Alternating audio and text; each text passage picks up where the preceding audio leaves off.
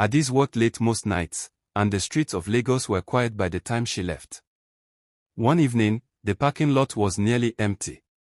Only a single station wagon sat under a flickering streetlight. Exhausted, she climbed in. The driver didn't greet her. His face was hidden beneath a wide hat. The engine purred quietly as the car began moving through empty streets. Minutes passed. Soon, Addis realized the car had gone past her usual stop. "Excuse me, this isn't my drop," she called, but the driver didn't respond. Her gaze shifted to the passengers.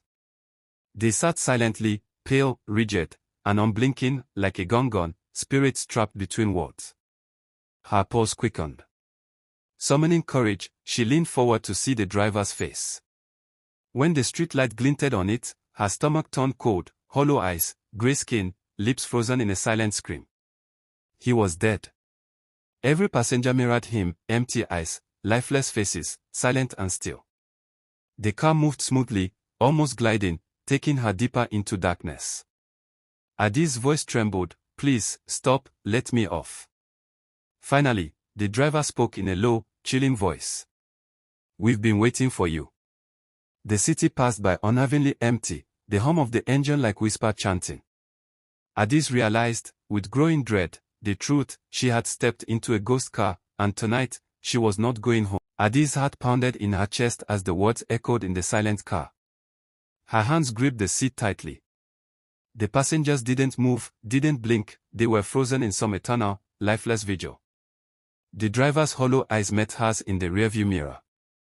"You are late," he said, his voice like dry leaves rustling. "We've been waiting, and now it's time." A chill ran down her spine. She tried the door handle, it was locked. The windows wouldn't open. The car's engine hummed, almost alive, vibrating through her bones. Desperate, she tried to reason with the driver. "Please. I don't belong here.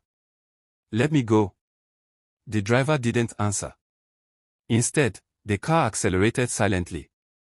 The streets outside became twisted and unfamiliar, shadows stretching like dark fingers. Houses dissolved into mist, and the lampposts flickered, revealing faces she knew, friends, neighbors, even her boss, but all with hollow eyes, staring blankly. One of the ghost passengers turned its head slowly toward her, mouth opening in a silent scream. Addis' vision blurred as a cold wind swept through the car. She could smell decay, earth, and something ancient, like the graves of 1,000 forgotten souls. A whisper came from the back seat, almost directly into her ear. "You've been chosen, come with us." Her chest tightened. The car swerved sharply, throwing her toward the center console. She shut her eyes and prayed silently, heart hammering. Then, the driver leaned closer. His eyes black voids, voice like the hollow whine through dead trees. "You cannot leave. You belong to the ride now." The street lights outside went out completely.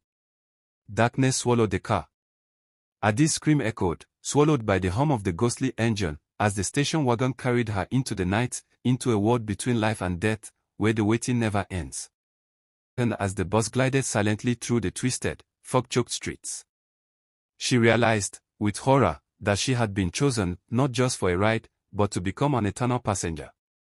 The longer she stayed, the more she felt herself changing. Her skin grew pale, her eyes hollow, and a strange stillness began creeping into her limbs. The driver's black void eyes watched her closely. "You belong to the ride," he whispered, his voice like wine through a graveyard. "Resist, and you will remain, forever." Fear surged, but so did determination. Addis clenched her fist and lunged at the driver, struggling against him. The bus swerved violently, crushing through bushes and trees as she fought to wrest control. The passengers watched silently, unmoving, as if witnessing the inevitable. Suddenly, the world went black. When Addis opened her eyes, she was back in her office. The chair creaked beneath her, paper scattered, the computer humming normally. Her heart pounded, and sweat dripped down her face. She stood shakily, leaving the office exactly as she had in her nightmare. Outside, under the flickering streetlight in the empty parking lot, she saw it, the bus. The same station wagon, silent and waiting, shadows hiding the driver's face. her stomach turned. But this time, she didn't move. Adis shook her head, turned back inside, and collapsed onto her office chair. Sleep came quickly, and she vowed never to leave the office late again. Some rides, she realized, were not meant to be taken.